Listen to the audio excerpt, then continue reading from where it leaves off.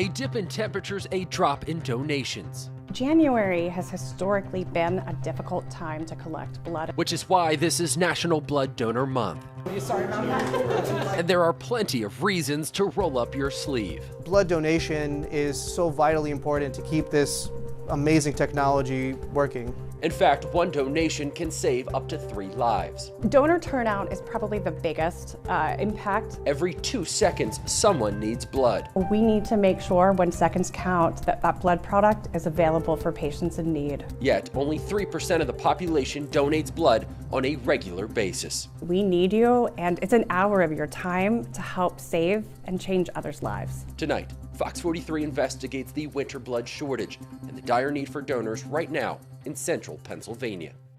Good evening and thanks for joining us for this special edition of Fox 43 News. I'm Sean Stryker. And I'm Danielle Miller. January is National Blood Donor Month and a critical time for the American Red Cross when it comes to the dire need for donations. That's why Fox 43 teams up with the Red Cross to host donation drives like this one at the York Jewish Community Center. This drive is over, but there are still plenty of opportunities to donate right here in central Pennsylvania. Now, over the next 30 minutes, we're going to break down the process for you, show what happens to your blood after you donate, and explain the life-saving difference your donation can have right here in our community. We begin with the winter blood shortage and why January is such a critical time to roll up your sleeves and give the gift of blood. January is historically a difficult time to collect blood and blood products. Between family gatherings, travel, and school closures during the holiday season, blood donations aren't at top of mind. Bad weather this time of year also leads to more cancellations and rescheduling of blood drives, as does cold and flu season. Lisa Landis with the American Red Cross Greater Pennsylvania region tells Fox 43 that this combination can sometimes leave the Red Cross at a tipping point.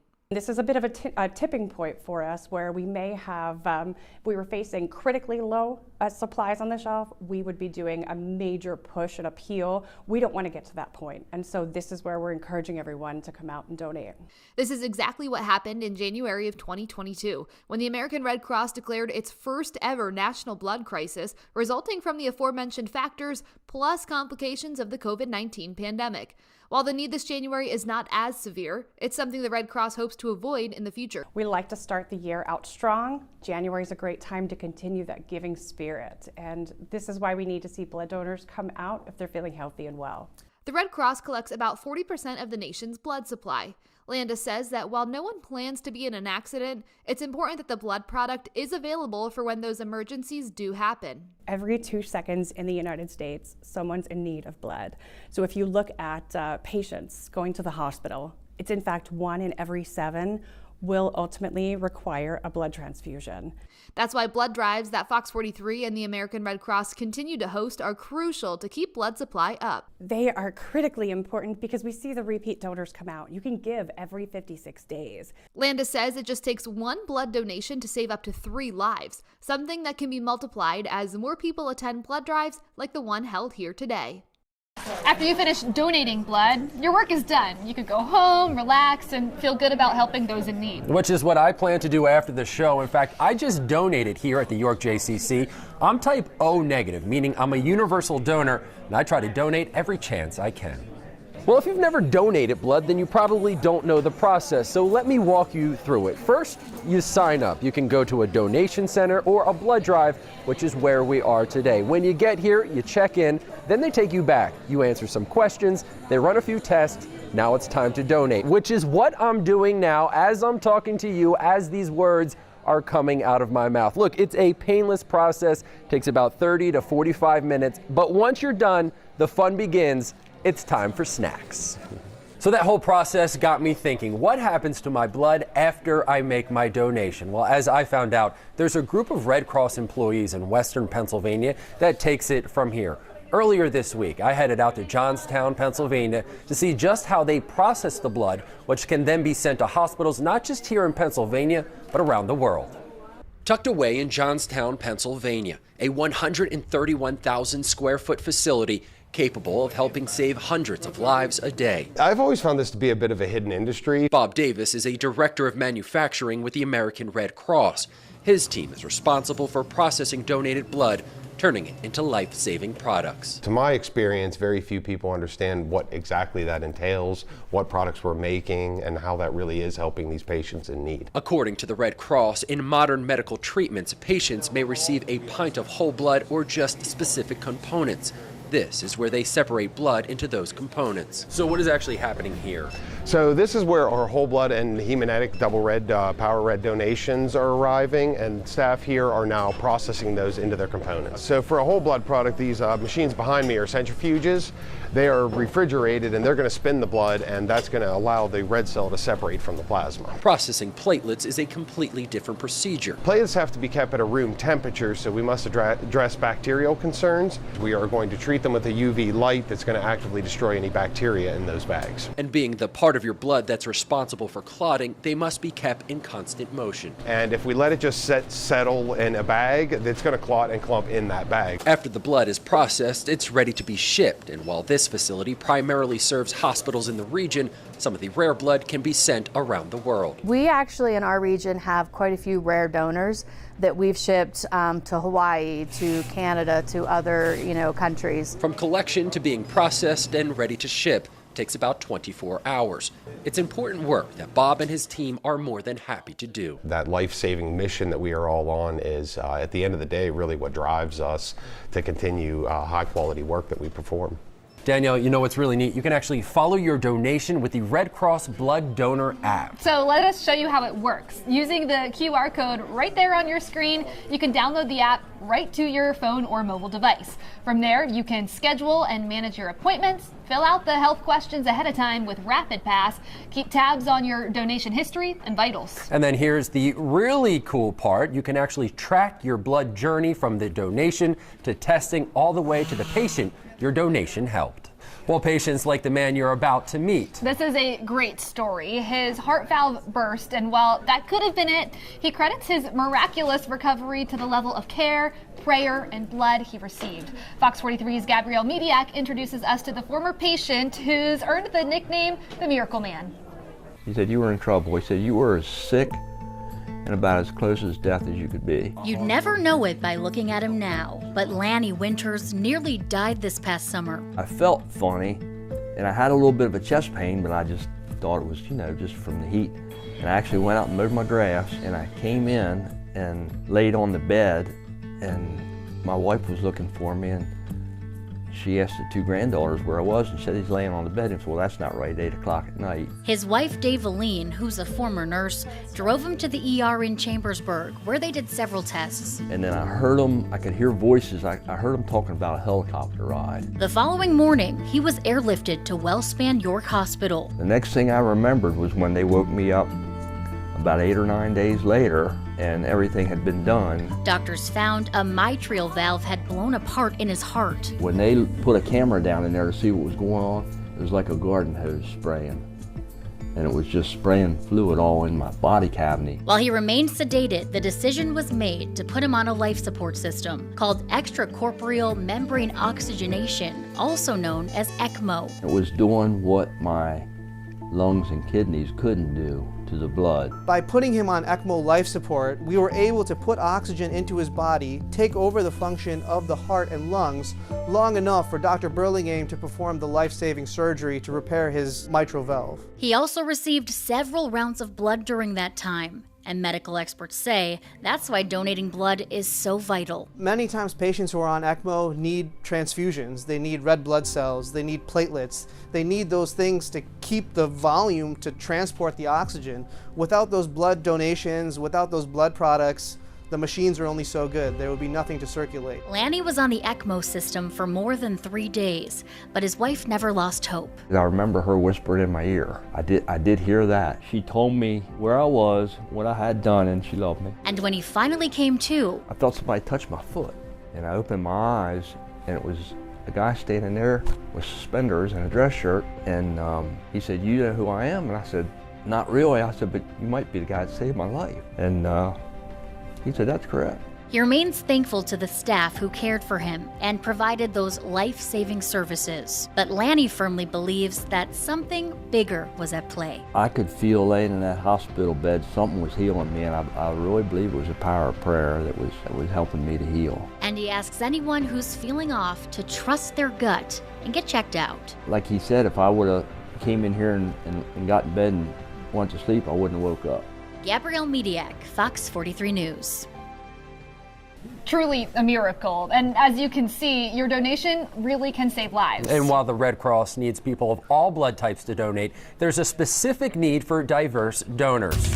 Coming up, we explain the science to show you why patients are more likely to thrive when the donor shares a similar ethnic background, especially those with chronic conditions that require ongoing blood transfusions.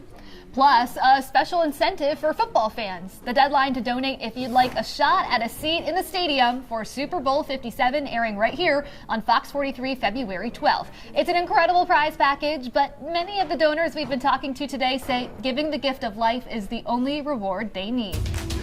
Truthfully, I came out to try to win the Super Bowl tickets, but I know donating blood's important, and I always do that.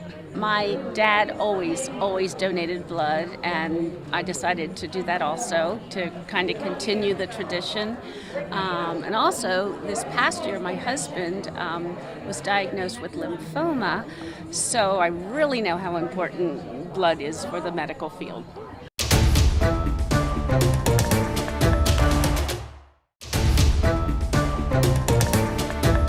I've had surgery done in the past, and there's always a need for blood. It can get more uses out of the red, and the fact of I can donate more of the red, that specific component, and then they just give the platelets back to me, so they can help more. They can help more people. The Red Cross and other blood donation organizations have been making a big push for diverse donors, and the reason is simple: matching matters. Diversity in donations improves patients' outcomes and provides blood with genetic markers that are unique in specific ethnic groups. Fox 43's Sierra Williams investigates the need and how diverse donations lead to safer blood transfusions. There are certain diseases that will require chronic transfusions, and the main one we're talking about is sickle cell disease. Sickle cells prevent blood and oxygen getting to the organs. It's most common in African Americans due to sickle cell being an evolutionary trait that helps protect them from malaria. The CDC says about 1 out of every 365 Black or African Americans will be diagnosed with sickle cell disease. Although it impacts African Americans, the chance of diagnoses is low. So patients that get chronically transfused will need to have blood that is similar to theirs so they don't develop these alloantibodies. Lisa Landis with the American Red Cross says diverse donors play a crucial role in transfusion since patients are matched by ethnicity and blood type. We do have a big focus here at the Red Cross on helping sickle cell patients. And more often than not, the blood that can help them through transfusions, that critical treatment, comes from other diverse donors. There is currently no cure for sickle cell disease, but routine treatment and transfusions can help those diagnosed live a healthy life. For more information on how you can get involved, head to fox43.com. Sierra Williams, Fox 43 News. So to recap, a more ethnically diverse donor base can be the difference between life and death for patients in need. And there is only one way for patients to get that blood they so desperately need. We can't manufacture blood or blood products. We can only get those from healthy and well donors. But unfortunately, not everyone is eligible to donate. Coming up, the laws standing in the way and the work being done to allow more willing donors to contribute.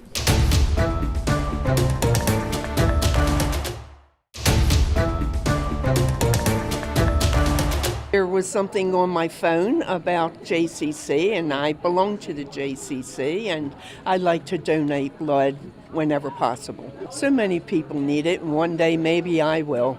If you want to donate blood, there is criteria that you must meet to be eligible. This includes being 16 years or older, weighing 110 pounds or more, and feeling healthy at the time of your donation. But there are other requirements that can limit who is eligible to donate blood, especially when it comes to your sexual history. I spoke with local leaders about the limitations currently in place for blood donations by gay men and what policy changes could be coming in the future. It's frustrating and it's upsetting because we're human and we should be able to help our friends and family when they're in time of need, and we're not allowed to.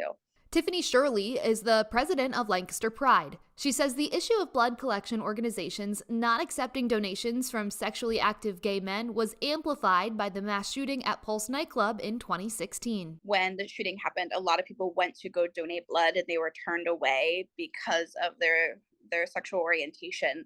So it was really upsetting that they wanted to help their friends and they couldn't because of these outdated laws.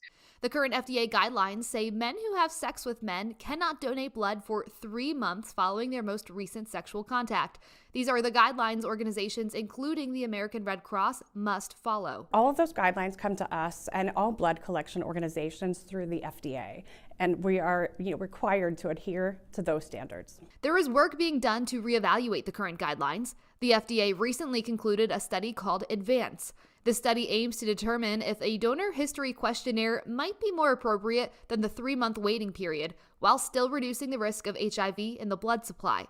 Shirley tells Fox 43 this would be a better, more inclusive policy. I think it is safe for anybody to give blood who qualifies to give blood, and I don't think their sexual orientation should be included in that.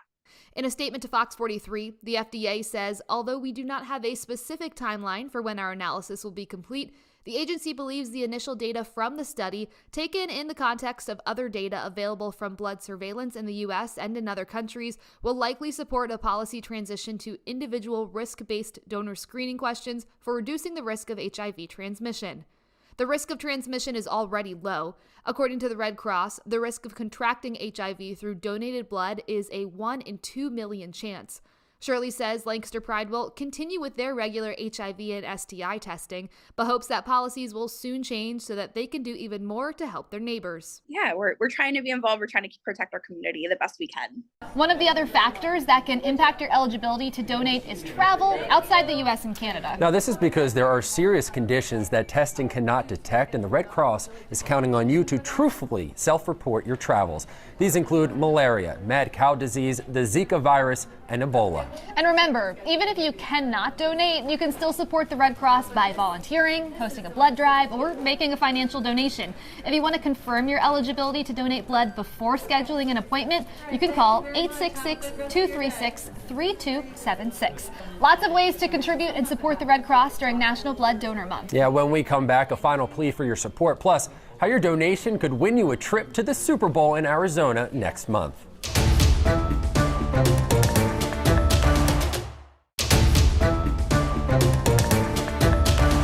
I figure it's a way of giving back. I've had a fairly lucky life, a good life, and it's one little thing I can do. A thank you does not seem... Sorry. It's been a long time, and I'm still very emotional about it. To all those who donated and continue to donate, I am a perfect example of a life saved. As you've heard during the past 30 minutes, there is a significant need for blood donations right now and through the winter months. Becoming a consistent blood donor is a life-saving service, yet as you now know, only 3% of the population donates on a regular basis. You can donate every 56 days or about every other month, and each donation can impact up to 3 patients in need. But you don't have to take our word for it. Fox 43's Amy Lutz spoke with longtime donors about why they make giving a top priority. I think I donated in the 70s. Way back when I was 15 or 16 years old at the local American Legion. I've been a regular donor since high school, actually. I've given over 53 units of blood now. And lifetime donors like Mark. I think for me, it's just it's a way I can actually help people. And Sally. That's 50 years, isn't it, almost? Are needed now more than ever. It's why Kevin McGrath. It's pain-free. It doesn't take much time. Encourages others. This is my lunch break from work right now, so just in and out, it's fast. Just a few minutes out of your day could help save someone's life. Whether it's a blood transfusion because they've had a major crash or cancer, it's just, I can help them. I'm happy to help out the sick people of the world. I've always been healthy, so I'm happy to donate to people who are less fortunate. Amy Lutz, Fox 43 News. And if that isn't reason enough to schedule your donation, how about this? The American Red Cross has partnered with the NFL for National Blood Donor Month to send one lucky donor to Super Bowl 57. So everyone who donates blood this month will be automatically entered to win a trip for two to the big game in Glendale, Arizona. We're talking round-trip airfare to Phoenix, 3 nights of hotels, up to $500 for expenses and tickets to the game, the pregame activities, and of course, the Super Bowl experience. And if you don't win, do not worry. Fox 43 is your home for Super Bowl 57. Our pregame coverage starts at 9 a.m. on Sunday, February 12th, and takes you right up to kickoff right here on Fox 43.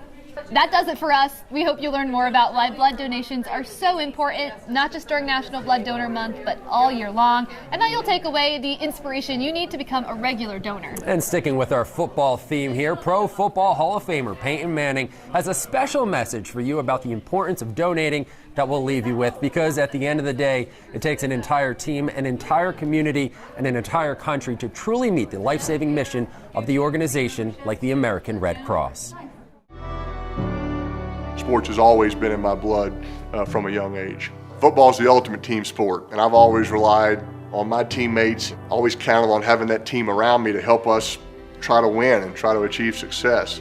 In that same fashion, if everyone does their part together and we collectively as a community commit to donating blood, we also can stack up more wins. One person alone is certainly impactful, but a whole team of people coming together to donate has an even greater effect.